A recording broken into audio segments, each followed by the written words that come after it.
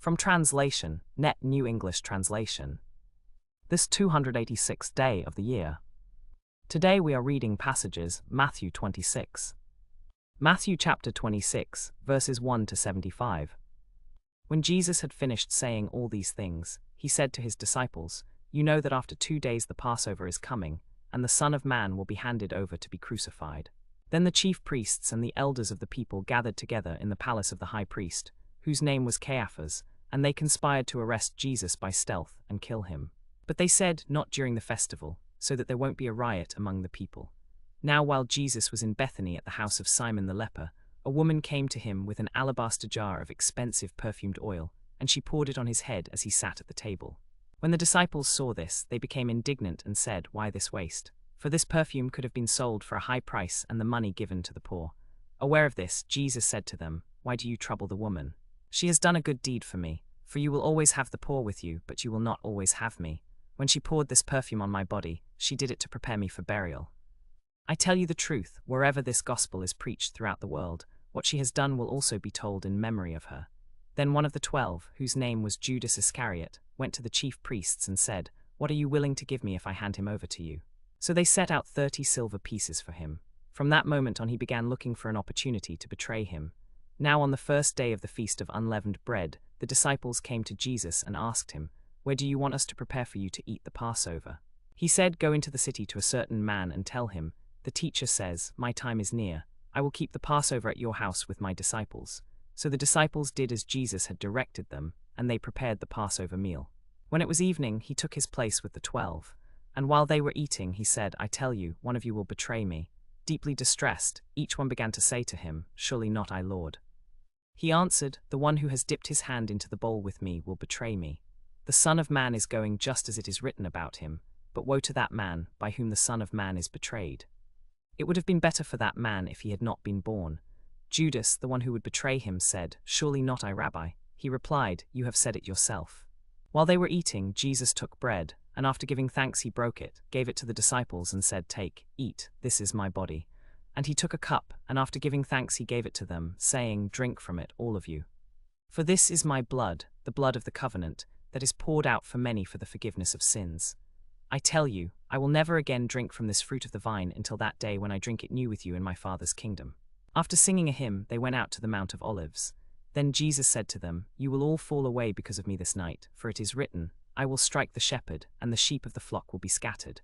But after I am raised, I will go ahead of you to Galilee." Peter said to him, "Even if all fall away because of you, I will never fall away." Jesus said to him, "I tell you the truth, this night, before the rooster crows, you will deny me 3 times. Peter said to him, "Even if I must die with you, I will never deny you." And all the disciples said the same thing. Then Jesus went with them to a place called Gethsemane, and he said to his disciples, "Sit here while I go over there and pray." He took with him Peter and the 2 sons of Zebedee, and he began to be deeply distressed and troubled. He said to them, "My soul is deeply grieved to the point of death. Remain here and stay awake with me."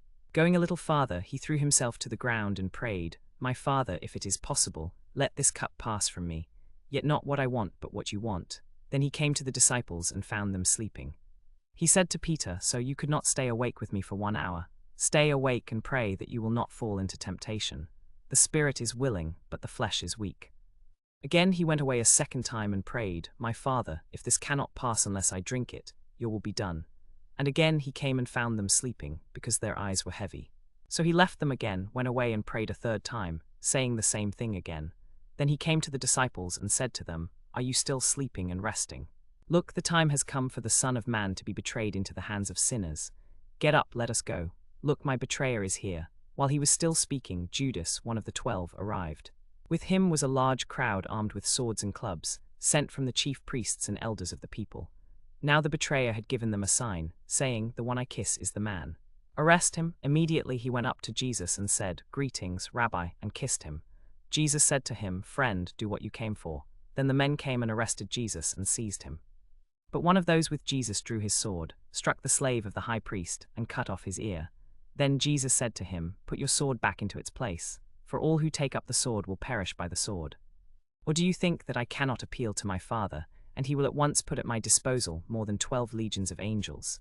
How then would the scriptures be fulfilled that it must happen this way?" In that hour Jesus said to the crowds, Have you come out with swords and clubs to arrest me as if I were a bandit? Every day I was sitting in the temple courts teaching, and you did not arrest me. But this has happened so that the scriptures of the prophets would be fulfilled." Then all the disciples left him and fled. Those who had arrested Jesus led him away to Caiaphas the high priest, where the experts in the law and the elders had assembled. But Peter was following him at a distance, as far as the courtyard of the high priest. He went inside and sat with the guards to see how this would turn out. The chief priests and the whole Sanhedrin were looking for false testimony against Jesus so that they could put him to death. But they did not find it, though many false witnesses came forward. Finally 2 came forward and said, "This man said, 'I am able to destroy the temple of God and rebuild it in 3 days.'" The high priest stood up and said, "Have you no answer? What is this that these men are testifying against you?" But Jesus was silent. The high priest said to him, "I charge you under oath by the living God. Tell us if you are the Christ, the Son of God." Jesus said to him, "You have said it yourself. But I tell you, from now on you will see the Son of Man seated at the right hand of the power and coming on the clouds of heaven."